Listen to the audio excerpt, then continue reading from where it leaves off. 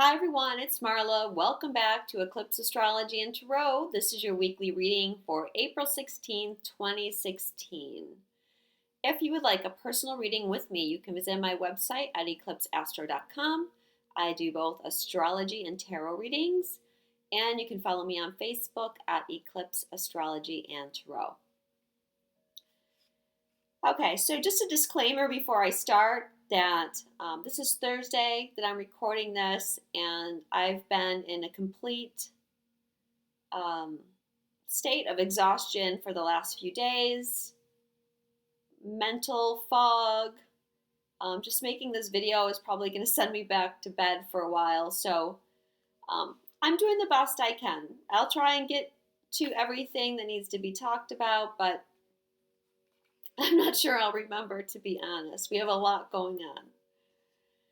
So the overall energy this week is the Seven of Coins. So it's a time to have patience and perseverance, and I'm sure you're all excited to hear that. I know a big theme right now is this thing that I'm trying to grow or manifest, is it actually going to come to fruition, or should I just scrap it right now and start over again? And well, Spirit is saying no need to start over again, and yes, it is coming to fruition. But just like the tree takes many years before it will bear fruit, our journey takes many years before we're ready to actually enjoy the fruits of our labor.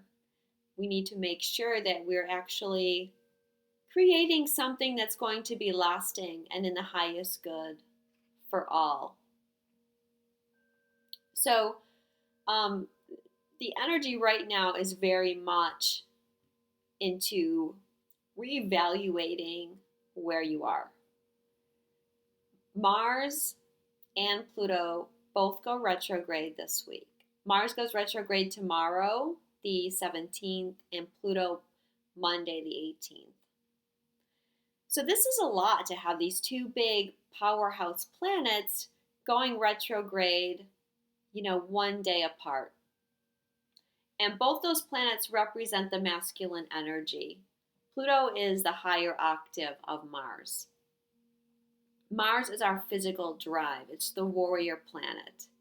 And Pluto is about power and control. And then we also have, Saturn retrograde, which is another of the big masculine energy powerhouses. So, it's not a time to move forward. It's going to be a time to stop and reflect on things. And then Mercury goes retrograde next week on the 28th. So then we'll really be in reflective energies. But, this Mercury retrograde, I think, is going to be powerful. I'm already feeling things as he's in his shadow. My computer, my phone, it's already driving me crazy. So I don't like to make too big of a deal around retrograde planets, but especially Mercury retrograde, everyone makes a big deal about it. Don't stress about it too much. Pluto, for example, is retrograde half the year every year. But Mars, on the other hand, only goes retrograde every 2 years approximately. So that retrograde is going to be felt a lot more. So our drive is slowing down, and we need to go back. And I think a way to explain it simply is that Mars is in Sagittarius, and Saturn's also in Sagittarius. Saturn's really been taking us on this journey. We were in Scorpio with Saturn for several years, 2012 to 2015. And we were delving into our psyche, and we were getting rid of all the things that were blocking us. Then we move into Sagittarius, and we're ready to expand, and Saturn's moving forward. And then Saturn comes up to some blocks. And it's like we're moving forward, but then, oh, there's these blocks that we didn't see before. So now Mars is coming through. Well, Saturn goes retrograde, right? And then Mars is coming through, and Saturn's like, stop, go back, Mars, I need you to go back and clear up these things. And they're probably things that you didn't even know were there until you start trying to move forward. These are things that are really deeply buried in your psyche. Things that were maybe too difficult for you to face before. But it's actually becoming obvious that you cannot move forward until you address these things. So Mars is going back in. First, he's in Sag, so Sagittarius is our beliefs. So with Saturn and Mars, they're in Sagittarius. And they're also squaring Jupiter, squaring Neptune. It's like, okay, go back. What are these beliefs that are holding us back? Then Mars is going to go back into Scorpio. And then it's going to be, okay, where do these beliefs stem from? Let's nip this in the bud. So we're going back into our psyche to really find the root cause and take care of this. And Mars, don't forget, is the warrior. So he will take care of it. We're also having a Scorpio full moon on Friday, the 22nd. And, Mars and Pluto are the co-rulers of Scorpio. So it's going to be another hit with, again, going deep into our psyche and looking at things like, what's blocking us from intimacy. What are we valuing in partnerships? What are we valuing in ourselves? Pluto is in Capricorn, okay, the 10th house. What is our legacy? And now when Pluto goes backwards, it's going to be reevaluating what is our legacy and are we on the right track to really leave that legacy, or do we need to make adjustments? Are we building something that we don't want to build? Do we need to make changes there? So lots of powerful energies going on. So take care of yourselves. Really, take time to go within. It's not a time to be out, trying to start things. It's a time to be going inward and making sure we're doing the right process. 2 of the Sabians this week. The Sabian for Mars going retrograde. I don't have my book with me. I didn't write them down, of course. Brain fog. I think it's a mother taking a child by the hand and leading them up the stairs step by step, which is kind of an odd symbol for Mars because it talks about the mother, which, Mars energy is not anything like a mother, but here we have Mars taking our hand and saying, okay, we need to get up here, but we have to do it step by step. And even though I don't like it, I don't like to go slowly, we're going to have to do it. And Mars is going to lead us back to do the steps that we need to take in order to reach our full potential. And the Sabian for the Sun also has to do with steps. I think stairs leading up to a field full of clover, I think is the Sabian. So again, talking about steps. So we have to slow ourselves down to make sure that we're taking the proper steps.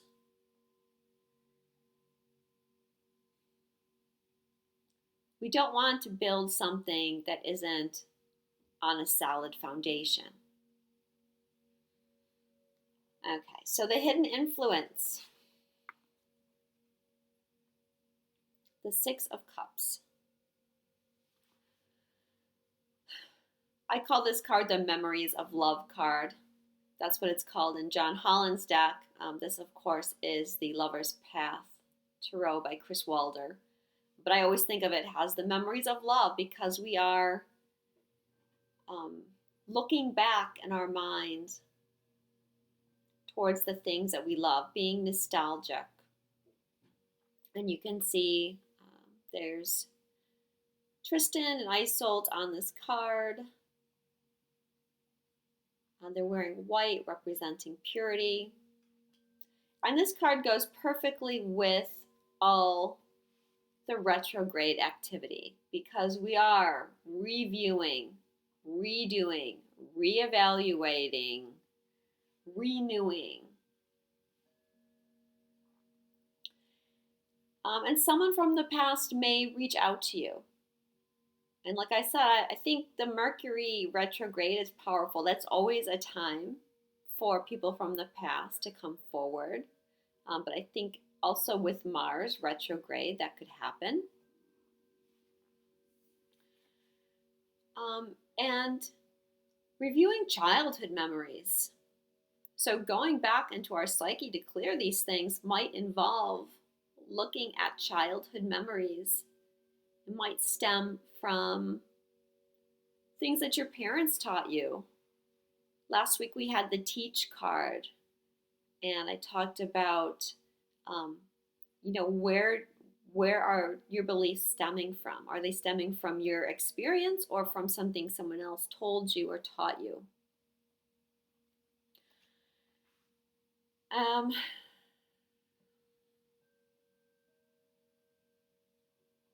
Also with the full moon in Scorpio, I feel like a lot of feelings that maybe were repressed could come up. Especially with the Mars retrograde, because I'm feeling it has Mars and Pluto and Saturn are retrograde. This is really opening us up to the feminine energy. It's like all that masculine drive is slowed down, allowing us to now receive. Okay, the masculine is going out and creating. The feminine is allowing things to be received. So a good time to get guidance from Spirit. And the energy will be ripe for awakenings. And as that feminine energy comes in,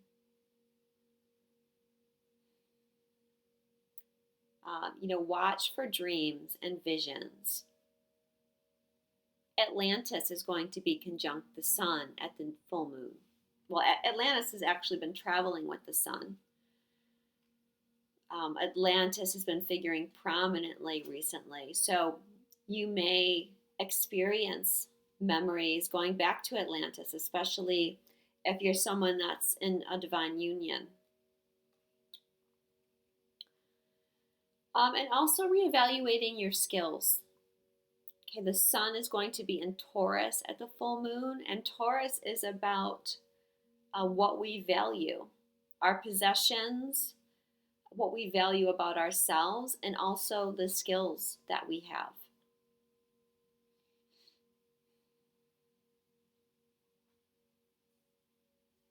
Okay, the last card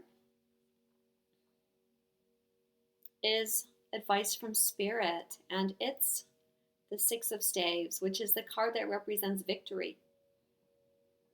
And we had this card last week in the same position. In that deck, John Holland's deck, it was called Believe and Succeed. And if you watched last week's reading, at the end, I said that you've already succeeded. And that has actually kind of been my mantra this week, as I've been struggling with things a little bit, just remembering I've already succeeded and there's nothing to worry about.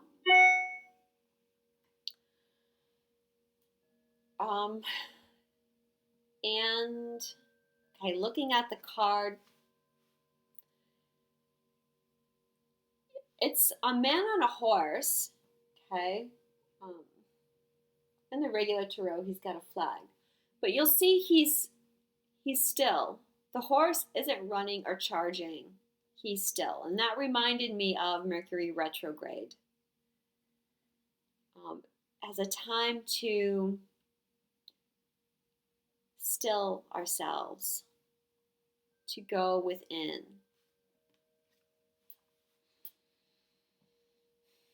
And, we've had 2 6 cards this week. 6 of Staves and 6 of Cups. And 6s are about finding balance in relationships and finding harmony, even though there's a lot of changes going on. So again, advice from Spirit is we don't need to worry. We don't need to stress out. Try not to feel frustrated. Know that everything's coming. We just need to persevere a while longer.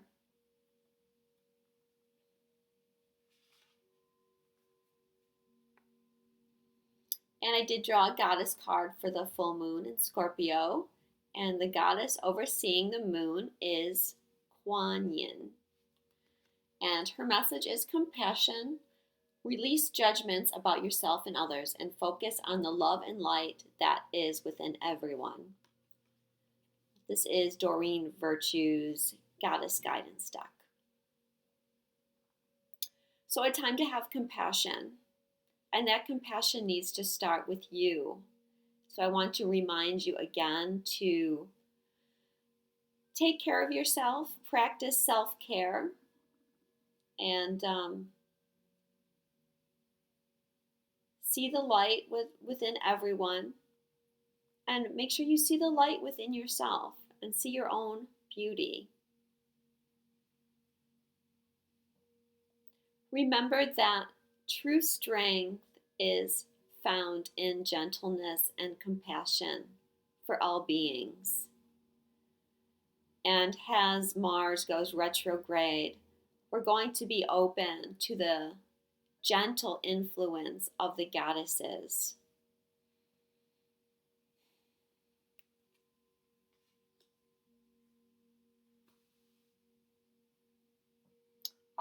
Don't be so hard on yourself as well. As we face these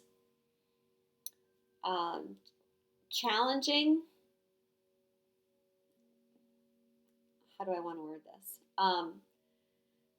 Has Mars and Pluto, as we're delving back into our psyche, and we may come up with some memories or some blocks that make us feel guilty, that make us feel ashamed, or just not making us feel good. I hope you can't hear my stomach growling. I should talk, speaking of self-care, I should feed myself, but I haven't had time to eat yet. So hopefully you don't hear that. So forgive yourself. Forgive yourself for not having the knowledge that you have now.